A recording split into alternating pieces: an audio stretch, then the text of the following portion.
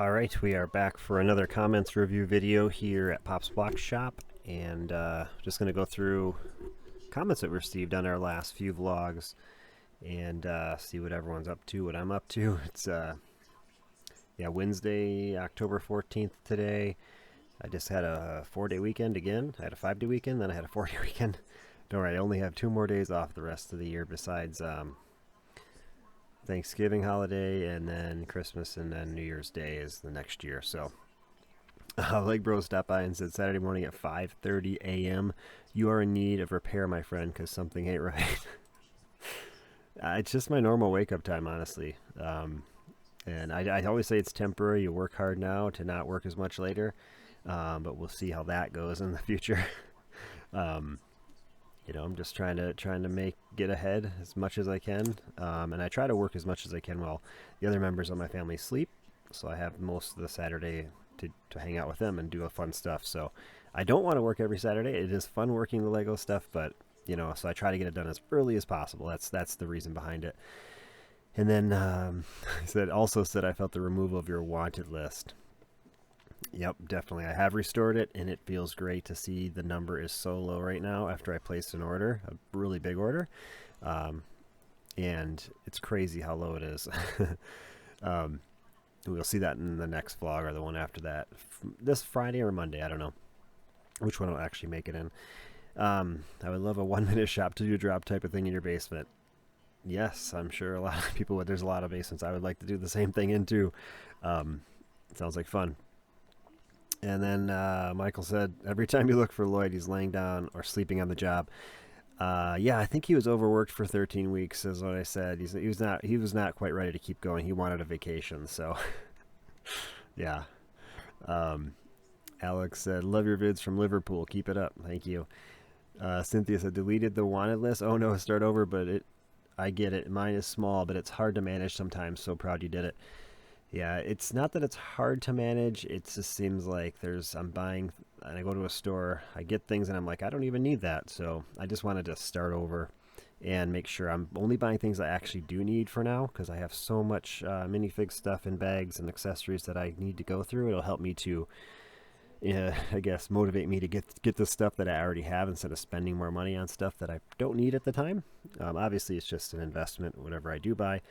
But the stuff I already have is a lot cheaper investment. So I'm just trying to be more, I don't know, budget in a budget thing. How do you say it? Butt Chop stopped by and said, hey, yo, love the channel. Keep it up. You're going places.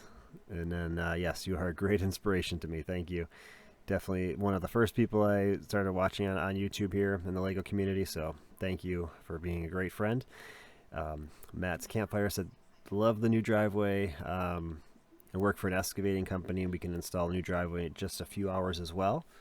And they said the crushed limestone is a great one to do. Yeah, the guys are a neighbor, so he gave us a really good deal. As far as I could tell, I don't know much about it, so but they made it look like a piece of cake. So like I said, it looks hard, but I'm sure once you learn it, it just gets easy. So it was cool to watch. And Brett stopped by and said, I almost thought that was how the package showed up until you said you ripped it open. Yeah, the package was kind of, that minifigure collection was kind of there. And the box did seem a little beat up. It was a used box, obviously, but it was no big deal. Everything was good inside.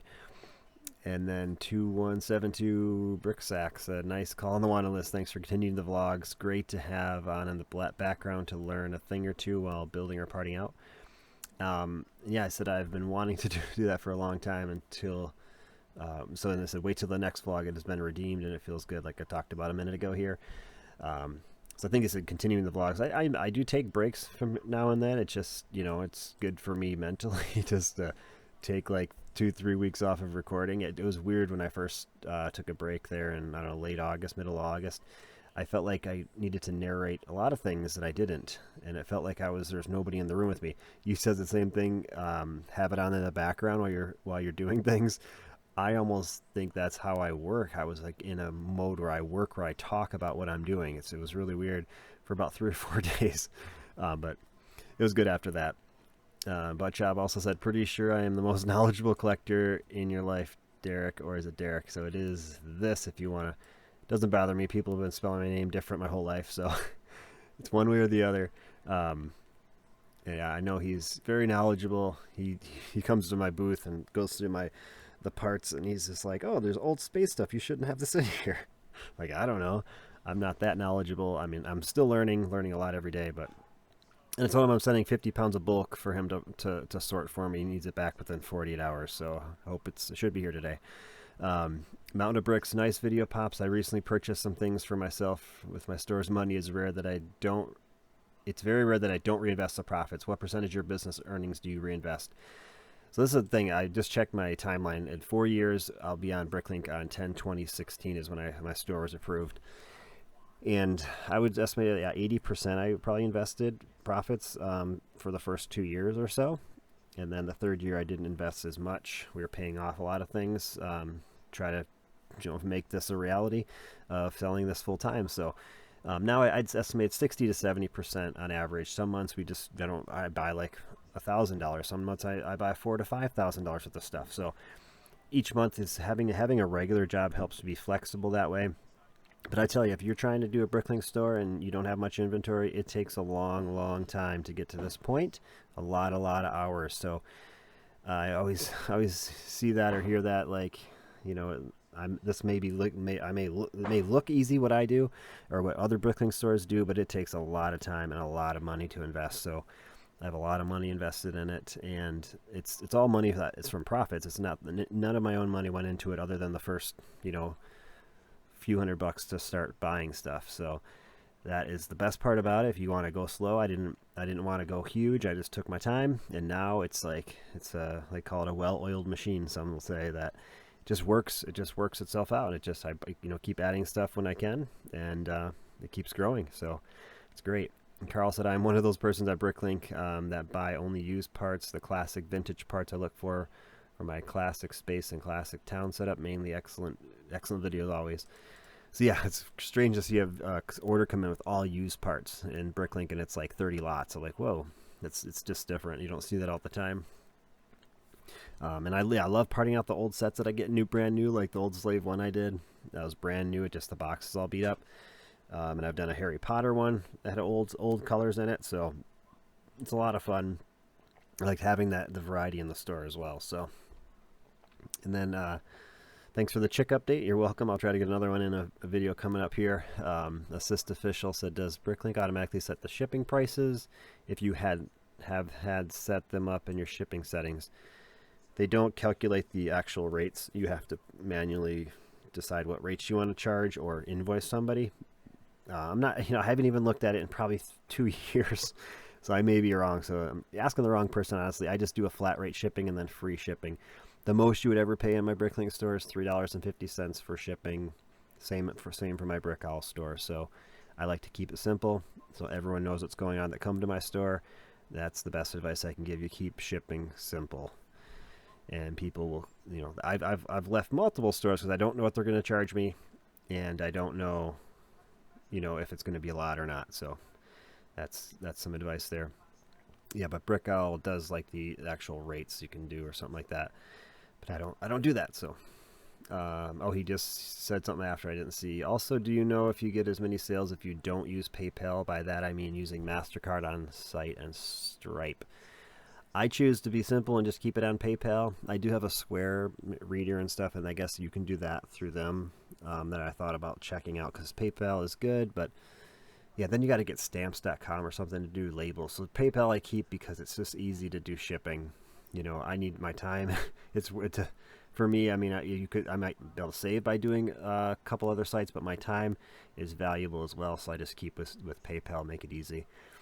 Will said, if you sold your whole shop for normal prices, how much would you charge? So if talking about the average, what it's worth, about $35,000 on Bricklink right now is what it's about, and I've been really pumping stuff into it. So that is what would it be? I'd be comfortable doing like a full time. I would want probably north of 50,000, and then trying to continue to add 5,000 to 8,000 a month as I sell it, because I don't know how I'm getting in the positive with the value of my store with the amount of parts I'm selling, and then I guess I'm adding. I'm just not.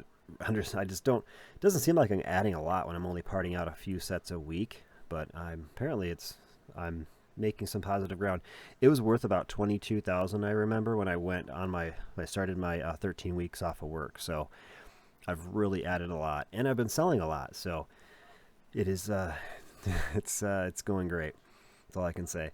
Lego Man 257 said, so you have 33 of those soldiers. If you know they're all going to eBay, why don't you list them at a quantity of 33 rather than waiting for them to sell and then relist them one by one?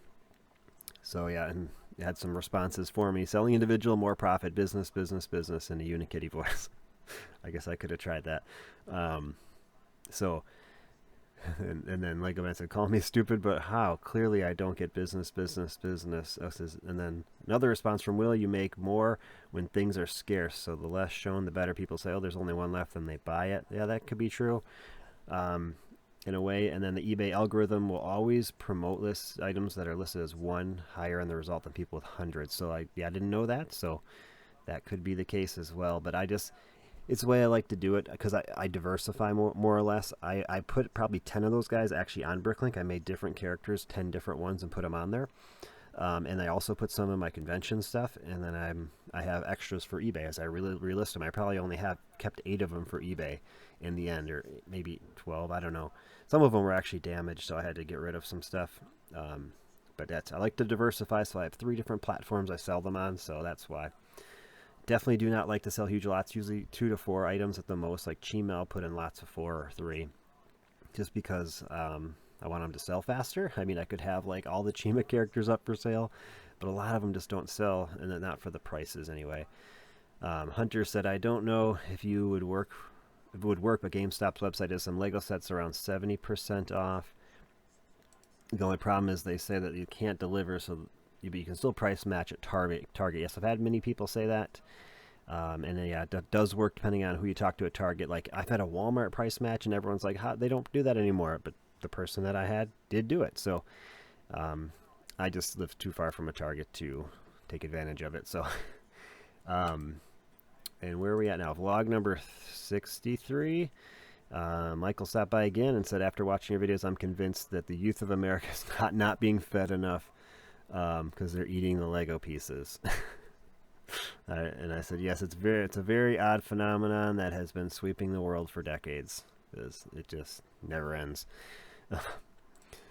Just placed an order this week, and thanks for the 30% off sale. You're very welcome.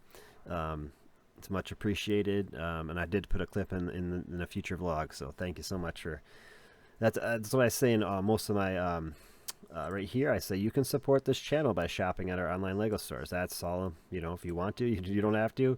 I'm going to still do these vlogs, but that's just a way that I can interact and say, hey, you're definitely supporting me doing this, because the more I sell, the more the drive is to keep this up. So Chris stopped by. Great late vlog, Derek. Question: the Wonder Woman special edition sets, you have 2 and you set them aside. Is that for personal collecting or resell when the price is right?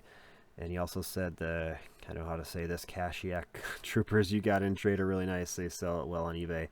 I've got a couple in my collection. Yes, I don't, like I've said this before, I definitely do not collect much, if anything, but it's starting to happen. Clocks, I'm starting to buy some clocks, really oddly enough. If I have room for it to display, sure. But the Wonder Woman, I don't know. I thought they were a nice little set. They're kind of expensive, but for conventions, it's a small set. I don't like to sell. They take a lot of sets to conventions. I did the first few, but I felt like a lot of them didn't sell. The really good ones did sell, but it wasn't much profit for me in the end. So it's for the amount of stuff I have to carry on. I like the things that come in small packages. So it was a nice small one. It has a cool box. I figure, next year, 2 years, I'll take them to conventions after a year or two. And try to sell them there. Someone said, please go international. You have lots of fans from the EU. Greetings from Denmark. Well, thanks for watching me. Yeah, I definitely noticed that. A lot of people are from another country watching as well. And I was looking into using DHL or FedEx, but it's just like $20-25 per package, even for 8 ounces. So it's just one of those things that I'll look into, and I might do it. I just offer it. If someone wants to pay the higher price to buy for shipping, I will, but I'm not going to use the USPS. I don't believe anymore for that. So just I've just lost too much money on it, and because of all what's going on. But it might change, but who knows. And John said, "We new content. I'm such an addict. Thanks. So thanks for sticking around and watching everything." And I said, "You are not alone in that club." I like watching my content. Mountain of Bricks, how dare you end on a cliffhanger? Nice video, Pops. Well, if you did watch the Sunday video I posted, that box at the end of this video, I did open it, so, and you'll find out what's in it. So I did not put the link there, but it's there. Bricksack has stopped by again. Excellent video. Minifigs with bite marks. Hate it so much. You know, you don't see many bricks and plates or tiles with bite marks. Guess they taste different. Yeah.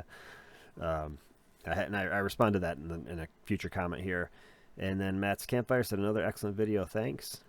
And then Relax Area. How long does it take you to pull 30 lots on average? I'm trying to see if it's worth spending all the money on the drawers. Thanks. Depending on what your future is with the Bricklink store, if you want it to grow to, thousands of lots, I don't know how big your store is, but I would definitely recommend the best tip I can give anyone starting a store is be very organized, because time becomes very valuable when you become a bigger store.